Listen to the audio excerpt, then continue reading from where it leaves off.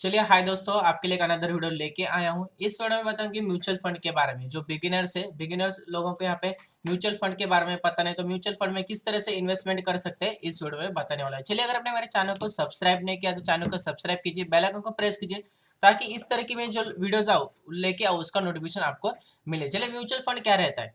जिन लोगों को stock market के बारे में ज्यादातर नॉलेज नहीं, लेकिन उनको स्टॉक मार्केट में यहाँ पे इन्वेस्टमेंट करने, तो उनके लिए बेहतर तरीका रहता है म्यूचुअल फंड। तो म्यूचुअल फंड में अगर आप इन्वेस्टमेंट कर रहे हैं तो कौन से फंड में यूज करना चाहिए, उस फंड का क्या रूल्स एंड रेगुलेटरीज रहता है, किस तरह से इन्वेस्टमेंट करना चाहिए, सब कुछ देखने वाले हैं। तो म्यूचुअल फंड में फर्स्ट ऑफ ऑल दो तरीके रहते हैं। फर्स्ट तरीका रहता है एसआईपी और दूसरा रहता है लमसम। चलिए, एसआईपी का फुल फॉर्म रहता है सिस्टमेटिक इन्वेस्टमेंट प्लान, और लमसम का रहता है कि अगर वन टाइम आपके पास कोई अमाउंट है 50,000 30,000, तो वो डायरेक्टली आप 5 साल के लिए 2 साल के लिए यहाँ पे कुछ भी फंड में यहाँ पे इन्वेस्टमेंट कर सकते हैं। लेकिन लमसम यहाँ पे वन टाइम इन्वेस्टमेंट रहता है। एसआईपी अगर देखें तो सिस्टमेटिक इन्वेस्टमेंट प्लान रहता है। समझो आपके पास हर मंथ में 5 डेट को अगर आपने तय कर लिया कि मंथ के 5 डेट्स को मेरे को 500 रुपीज 100 रुपीज इन्वेस्टमेंट करना है, तो मिनिमम इन्वेस्टमेंट कितना रहता है, 100 रुपीज 500 रुपीज और 1000 रुपीज अपना मिनिमम इन्वेस्टमेंट रहता है। तो आप फंड चूज कर सकते हैं। समझो आपने यहाँ पे स्मॉल कैप फंड चूज किया, समझो यहाँ पे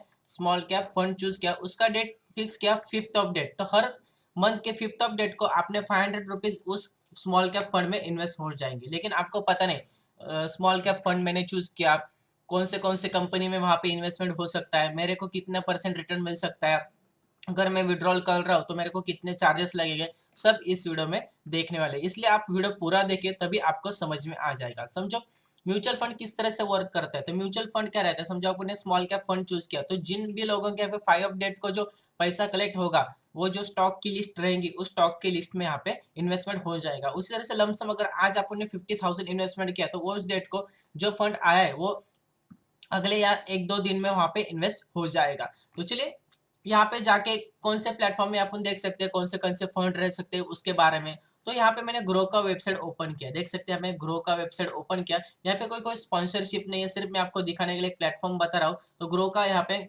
मैंने वेबसाइट ओपन किया, तो यहाँ पे सर्च बॉक्स है, तो यहाँ पे जैसे आएगा तो यहाँ पे स्टॉक्स के बारे में सर्च कर सकते हैं और म्यूचुअल फंड। जैसे एमएफए में क्लिक किया, देख सकते हैं एमएफए मैंने क्लिक किया, तो तरह तरह के यहाँ पे म्यूचुअल फंड्स आ गए, जैसे कि small cap, predation technology, mid cap and all. समझो अपन यहाँ पे Nippon India small cap fund पे चूज करते हैं। जैसे मैंने Nippon India small cap fund के यहाँ पे चूज किया, तो उसका एनएवी आ गया। एनएवी मतलब उसका जो पॉइंट्स रहता है। समझो बहुत सारे लोग यहाँ पे इन्वेस्टमेंट करते हैं, तो उसका जो शेयर प्राइस रहता है, जो एवरेज प्राइस रहता है वो 34 है। अगर आपने 500 रुपीज इन्वेस्ट किए, 1000 रुपीज इन्वेस्ट किए या 2000 रुपीज इन्वेस्ट किए, तो वो कितने रुपीज से बाय होगा उस डेट का यहाँ पे एक एनएवी पॉइंट यहाँ पे डाला है। ओके, उसके बाद में यहाँ पे देख सकते हैं एसआईपी वगैरह, आपको एसआईपी करना है तो कौन से डेट पे करना है, यहाँ पे सिलेक्ट वगैरह कर सकते हैं, कितना प्राइस से करना है, वन टाइम करना है जो कि लमसम, वो भी कर सकते हैं। अभी थोड़ा यहाँ पे इस फंड के अगर समझो कौन सा भी फंड आप चूज कर रहे हैं, तो फंड के बारे में आपको रिटर्न दिखाया जाता है कि वो पहला 2022 में क्या रिटर्न था, यहाँ पे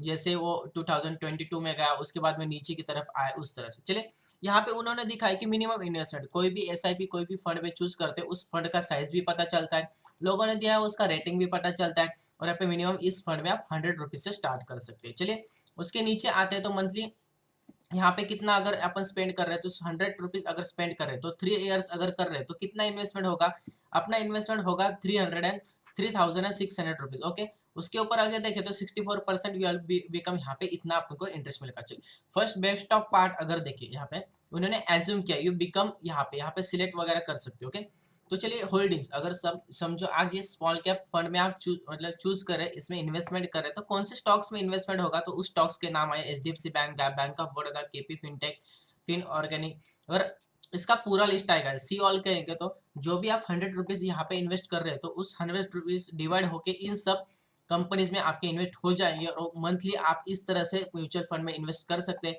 उसके बाद में फाइनेंस सेक्टर में कितना इन्वेस्टमेंट हो रहा है, सब कुछ आपको यहाँ पे बताया जाएगा। उसके बाद में उसका profit earning ratio, price to book ratio, सब आपको बताया जाएगा। मिनिमम फर्स्ट इन्वेस्टमेंट 5,000 या मिनिमम एसआईपी 100 रुपीज से आप कर सकते हैं।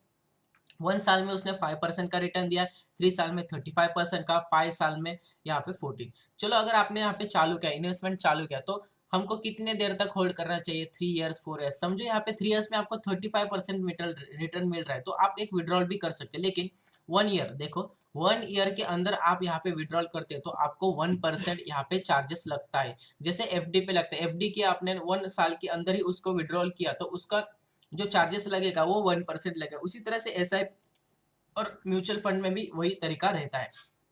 उसके बाद में आपको एक्सपेंस रेशो देखने का है।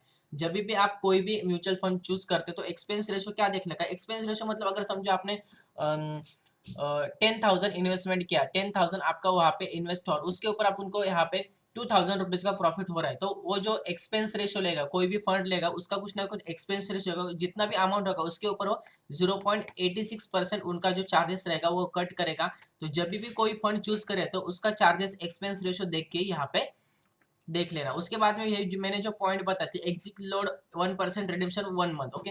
अगर एक मंथ के अंदर ही आप यहाँ पे उसको एग्जिट कर लेते हैं तो यहाँ पे 1% चार्जेस आपको लगेगा, उतना स्टैम्प ड्यूटी लगेगा, उतना टैक्स के बारे में भी यहाँ पे आपको बताया दिया गया। उसके बाद में अगर ये जो फंड है, ये फंड कौन मैनेज कर रहा है, कितने टाइम से मैनेज कर रहा है, तो फंड मैनेजर, उस फंड मैनेजर का नाम भी यहाँ पे आपको देखने को मिलेगा। तो इस तरह से आप यहाँ पे म्यूचुअल फंड, जो भी फंड चूज करना है उस चूज कर सकते हैं, उसके बारे में एनालिसिस कर सकते हैं, उस फंड में कौन से स्टॉक्स है वो आप सब कुछ देख सकते हैं। आपको अच्छा लगे वो स्टॉक्स, अच्छा लगे वो फंड अच्छा लगे तो आप यहाँ से म्यूचुअल फंड का अपना जो म्यूचुअल फंड का जो जर्नी है इन्वेस्टमेंट का वो आप यहाँ से स्टार्ट वगैरह कर सकते हैं। ऐसा कुछ नहीं ग्रो, यहाँ पे जो आपके डीमैट्स अकाउंट रहते हैं वहीं से भी आप यहाँ पे इन्वेस्टमेंट वगैरह कर सकते हैं। तो चलिए म्यूचुअल फंड के आपको बारे में बता दिया। तो इसमें 2 टाइप्स रहते हैं, एसआईपी और लमसम। एसआईपी मतलब सिस्टमैटिक इन्वेस्टमेंट प्लान, जो कि हर मंथ के एक डेट फिक्स करेगा, उस डेट को आपके पैसे यहाँ पे कट हो जाएंगे। समझो आपका एक सवाल रहेगा कि समझो सर मैंने यहाँ पे चालू किया लेकिन उस दिन मेरे बैंक अकाउंट में 500 रुपीज नहीं, अगर समझो वो डेट आ गया तो उसकी कोई बाउंसिंग चार्जेस लगते हैं या कुछ, तो ऐसे कुछ चार्जेस वगैरह नहीं लगता, वो मंथ आपका स्किप हो जाता है और अगले मंथ में अगर आपके बैंक अकाउंट में 500 रुपीज रहेगा तो वो डिटेक्ट हो जाएगा और उस मन का एनएवी आपको मिल जाएगा। लमसम, लमसम तभी करना चाहिए जब बहुत बड़ा मार्केट डाउन हो जाता है, आपको 5 या 10 साल के लिए कोई देखने का नहीं है तो आप वहां पे 10,000 50,000 लमसम कर सकते हैं। लेकिन अगर आपको हर एक बेस्ट रिटर्न जनरेट करना है तो मेरे हिसाब से एसआईपी बेस्ट रहेगा। हर मंथ के एक डेट को, 2 डेट को यहाँ पे एसआईपी स्टार्ट कीजिए। लार्ज कैप रहेगा, स्मॉल कैप रहेगा, ब्लू चिप स्टॉक्स रहेंगे। अगर आपको अच्छा लग रहा है कोई पावर सेक्टर रहेगा तो पावर सेक्टर का जो फंड रेट है, जैसे कि देख सकते हैं यहाँ पे फंड के बारे में अगर हमें पावर में डाल दूं तो एनर्जी स्टॉक्स का जो भी एनर्जी होगा, देखो एनर्जी और इंफ्रा का जो भी यहाँ पे फंड है तो इसमें भी आप यहाँ पे इन्वेस्टमेंट कर सकते हैं। तो मिनिमम इन्वेस्टमेंट 1,000 रुपीज से एसआईपी है तो कोई दिक्कत नहीं। तो इस तरह का आप यहाँ पे सर्च कीजिए जाके कौन सा फंड आपको अच्छा लगता है तो उस हिसाब से आप यहाँ पे इन्वेस्टमेंट वगैरह कर सकते हैं। तो चलिए म्यूचुअल फंड के बारे में आपको बता दिया किस तरह से इन्वेस्टमेंट कर सकते हैं, म्यूचुअल फंड को किस तरह से एनालिसिस कर सकते हैं, उसमें कौन से टाइप्स रहते हैं, एसआईपी और लमसम। अगर वीडियो अच्छा लगे तो वीडियो को लाइक कीजिए, चैनल को सब्सक्राइब कीजिए, बेल आइकन को प्रेस करना मत भूलिए और कमेंट सेक्शन में बताइए कि म्यूचुअल फंड के बारे में आपके कोई सवाल वगैरह रहेंगे, कुछ क्वेश्चंस वगैरह रहेंगे तो कमेंट सेक्शन में डाल देना। मैं उसके ऊपर भी Q&A वीडियो लेके आऊंगा और जो आंसर्स रहेंगे वो आंसर आपको कमेंट सेक्शन में दे दूंगा। चलिए, थैंक यू।